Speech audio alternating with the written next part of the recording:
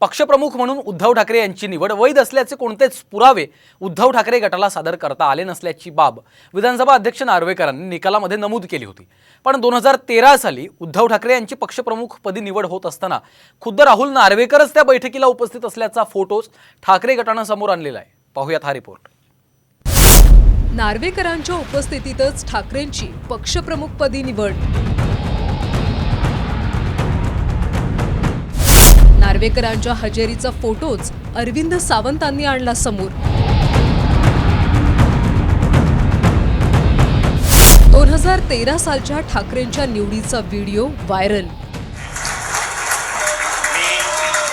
जाहीर करतो की श्री उद्धवजी ठाकरे हे शिवसेना पक्षप्रमुख म्हणून मी त्यांची निवडणूक जाहीर करेन। उद्धव ठाकरेंची पक्षप्रमुखपदी नियुक्ती झाल्याचे कोणतेही पुरावे निवडणूक आयोगाकडे नसल्याचं सांगत विधानसभा अध्यक्ष राहुल नार्वेकरांनी आमदार अपात्रता प्रकरणात शिंदेंच्या पारड्यात निर्णय दिला। पण 2013 सालच्या शिवसेनेच्या पक्षांतर्गत निवडणूक प्रक्रियेत उद्धव ठाकरेंची पक्षप्रमुखपदी निवड होत असताना त्यावेळी शिवसेनेत असलेले राहुल नार्वेकर देखील बैठकीत उपस्थित असल्याचा दावा ठाकरे गटाने केला। नार्वेकरांच्या त्या उपस्थितीचा फोटोज ठाकरे गटाच्या अरविंद सावंतांनी दाखवलाय। हा फोटो बघा। अरे सॉरी, कोण आहे ते? हे कोण आहे? विद्यमान अध्यक्ष राहुल नार्वेकर आहेत। ही 2013 ची सभा। 2013 सर एक मिनिट हलवून आणि आधीचा व्हिडिओ 2018 चा नाही 13च आहे ते। 18चा आणखीन असाच आहे, अशीच क्लिपिंग आहे। यस झालं कळलं?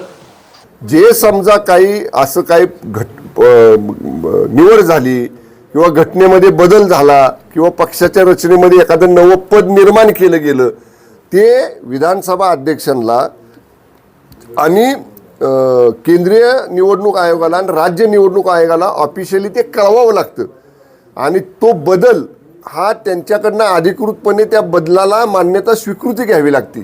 ही सगळी प्रक्रिया पूर्ण झालेली नाही। त्यामुळे आता कुठला व्हिडिओ दाखवलाय, कोणाचा व्हिडिओ दाखवलाय, तो खरा आहे का मॉर्फ केलेला, हे सगळं बघावं लागेल।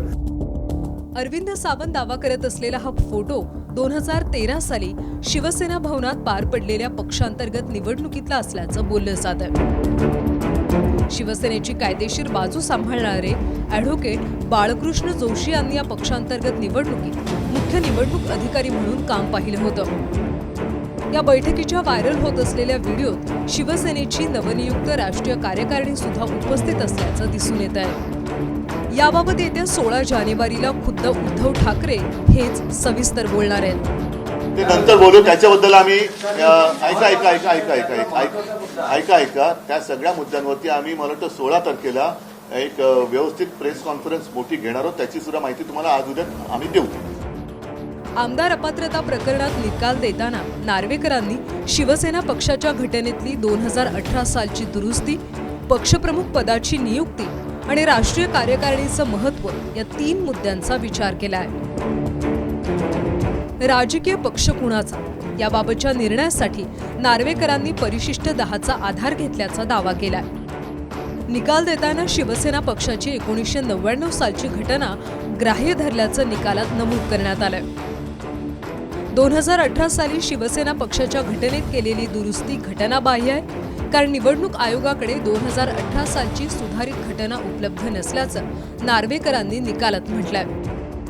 पक्षाची घटना, नेतेपदांच्या रचनेच्या आधारे पक्ष कुणाचा याचा निर्णय घेत असल्याचं सांगत 2018च्या सुधारित घटनेनुसार पक्षात झालेली पदनियुक्ती घटनेनुसार नसल्याचं निकालात सांगण्यात आलंय। पक्षप्रमुख पद हे अधिकृत नसल्यानं कुणालाही पदावरून काढण्याचे अधिकार त्यांना नाहीत, कारण पक्षात राष्ट्रीय कार्यकारिणी हीच सर्वोच्च असल्याचंही या निकालात नमूद करण्यात आलंय।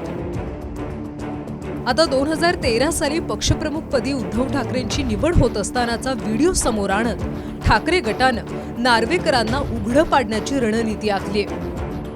शिवसेनेच्या या रणनीतीचा त्यांना कायदेशीर लढाईत किती फायदा होईल हे सांगणं अवघड आहे। पण या व्हिडिओच्या माध्यमातून मतदारांमध्ये आपल्याला हवा तो संदेश देण्याचा ठाकरे गटाचा प्रयत्न आहे हे स्पष्ट होत आहे. ब्युरो रिपोर्ट, साम टीव्ही न्यूज.